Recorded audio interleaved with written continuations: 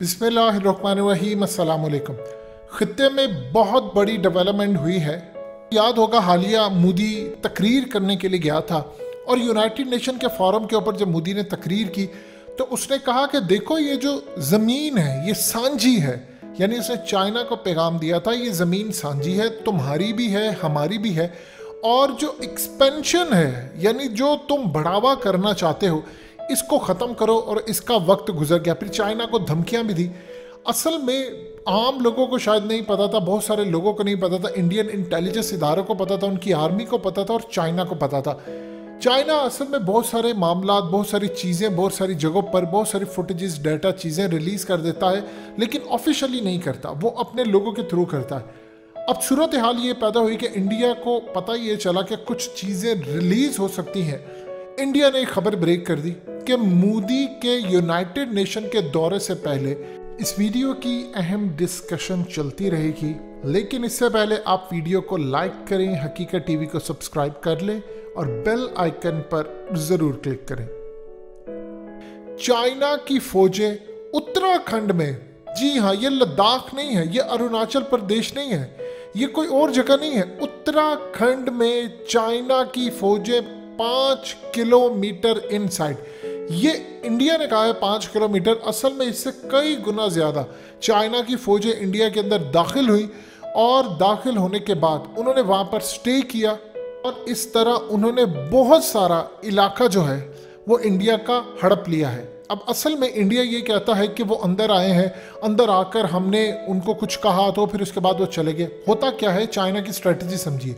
China की फौजें मिसाल के तौर पर अब 100 किलोमीटर अंदर किसी के इलाके में जाते हैं, 50 किलोमीटर जाते हैं, फिर उसके बाद होता क्या है कि चाइना वहाँ पर 15-20 किलोमीटर पीछे हट जाता है। जो 30 किलोमीटर बाकी बचा होता है उस तक वो आ जाता है अपनी फौजें लेकर, वहाँ पर अपने टेंट गाड़ता है, लोगों को आकर कहता है तुमने यहाँ पर आबाद होना है, और उसके बाद वो जो 50 किलोमीटर का इलाका है उसमें वो 30 किलोमीटर चाइना का हो जाता है।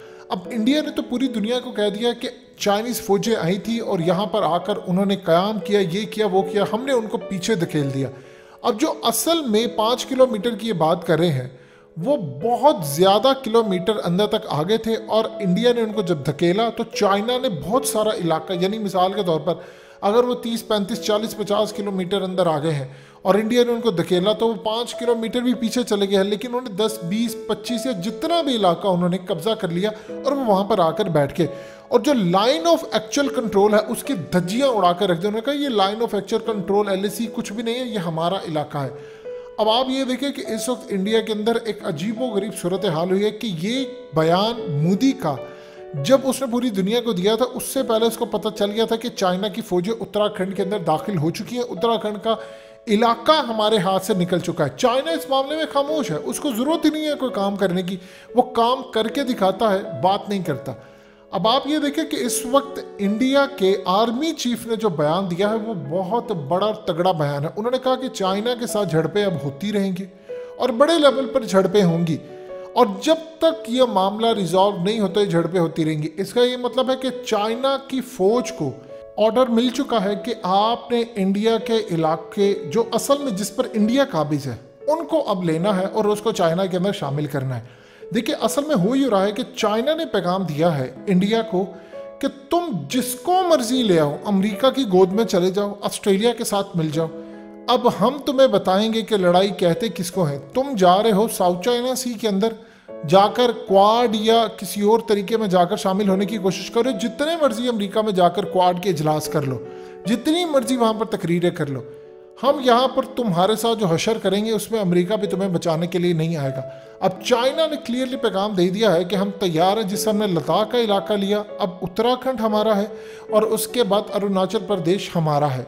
इंडियन आर्मी चीफ का ये बयान कि अब झड़पें होती रहेगी, क्लियर एक मैसेज है कि उनको पता चल चुका है कि अब चाइना ने अंदर आना है और सिवाय लड़ाई के हमारे पास कोई रास्ता नहीं बचता। वो अलग बात है कि जब वो माइक्रोवेव एनर्जीज छोड़ेंगे तो उसके बाद जो इंडियन फौजियों का हाल होगा, जिस तरह पहले चोटियां छोड़कर भागे थे इसी तरह इनका हाल होगा। और आप देखते जाइएगा, जिस तरह अफगानिस्तान की फौजें भागी थी इसी तरह ये लोग भागेंगे, और पहले भी ये भागे थे अब भी भागेंगे। दूसरी जानिब आप ये देखिए कि इंडियन आर्मी चीफ ने साथ अमेरिका को पैगाम दे दिया है कि देखिए हमने एक पैगाम दे दिया, हम लड़ाई के लिए चाइना के साथ तैयार हैं। अब आपको हमें सपोर्ट करना पड़ेगी, क्योंकि जो मोदी के साथ हुआ है अमेरिकी दौरे के अंदर, दो बड़ी अहम चीज़ें। एक तो मोदी का 5 दिन का दौरा था, मोदी 3 दिन में दौरा कंप्लीट करके आके। देखिए, जब आप अमेरिका जाते हैं तो अमेरिका का सफ़र बहुत ज़्यादा होता है। ये नहीं, ऐसा नहीं है कि आपने यूएई जाना है तो आप 2.5-3 घंटों के अंदर वहाँ पर पहुँच जाते हैं। ये बहुत लंबा सफ़र है। या मलेशिया जैसा भी सफ़र नहीं है कि आप 6 घंटों के अंदर, ये 5.5 घंटों में चले जाते हैं। ये सफ़र है बहुत ज़्यादा लंबा। अब इस वक्त सूरत हाल ये है कि मोदी वहाँ पर 5 दिन के दौरे पर गए और 3 दिन के अंदर मोदी दौरा कंप्लीट करके आ गए, क्योंकि वहाँ पर मोदी ने कुछ लोगों से मुलाकातें करनी थी, अहम तरीन मीडिया के हवाले से, आईटी के हवाले से। चूंकि मोदी पर तनकीद बहुत ज़्यादा होती रही, उनके मीडिया ने कवरेज नहीं दी।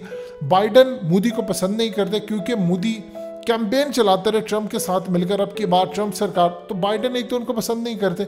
दूसरा, अमरीकी अखबारात में कोई भी मोदी बाइडन का तस्कर नहीं था, ना वहाँ पर किसी ने कोई जलसा किया, जिस तरह पिछली दफ़ा ट्रंप के साथ जलसे हुए थे और यहाँ पर जब ट्रंप आया था तो मोदी ने जलसे किए थे।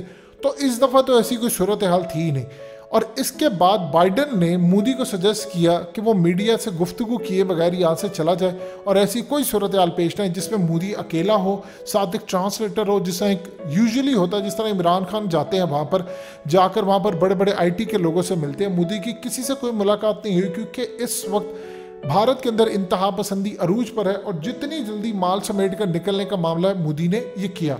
अब एक तो सूरत हाल ये पैदा हो गई, दूसरी जानिब मोदी को अमेरिका की जानिब से कोई भी घास इस वक्त नहीं डाली जा रही, मोदी को किसी तरह सपोर्ट नहीं किया जा रहा।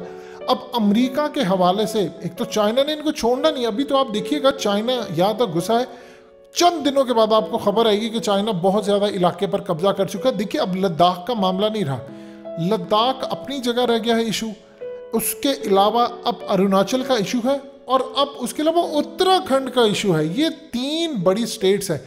उत्तराखंड अगर हाथ में आ गई चाइना के, या उसके कुछ इलाके हाथ में आ गए, तो बस आप समझ लीजिए 7 सिस्टर रियासतों का तो खाना खराब हो जाएगा, क्योंकि उसको काटना है चिकन नेक को और उसके बाद कुछ भी नहीं बचेगा।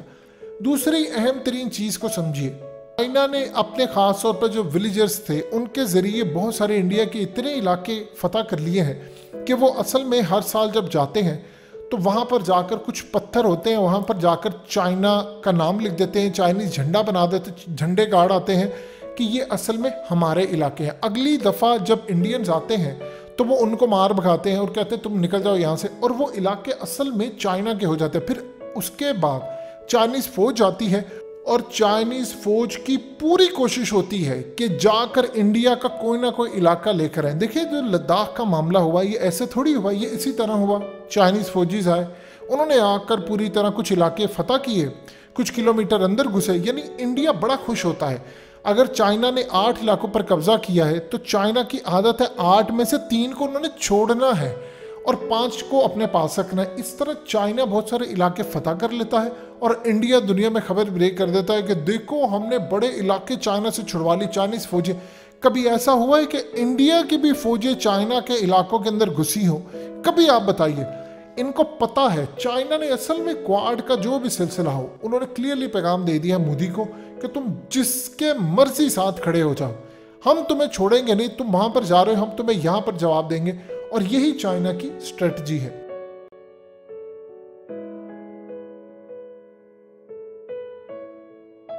हकीकत टीवी को सब्सक्राइब करना मत भूलें, वीडियो को लाइक करें, शेयर करें और कमेंट सेक्शन में अपनी राय का इजहार ज़रूर करें।